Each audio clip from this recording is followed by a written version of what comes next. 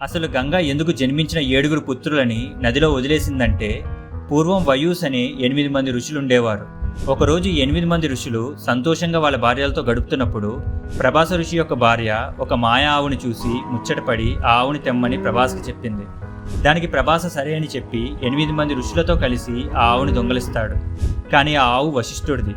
ఆ 8 మంది ఋషులు చేసే తప్పుని వశిష్ఠుడు తన దివ్య దృష్టితో చూసి కోపగించి ఆ 8 మంది ఋషులకు మీరు వచ్చే జన్మలో భూలోకంలో మానవులుగా జన్మిస్తారని శపిస్తాడు.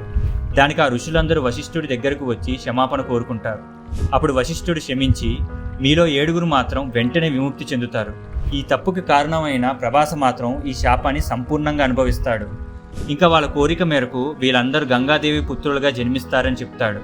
అలా గంగా 8వ సంతానాన్ని కూడా గంగా గర్భంలో కలుపుతున్న సమయంలో శాంతనుడు అడ్డుపడి ఆపుతాడు.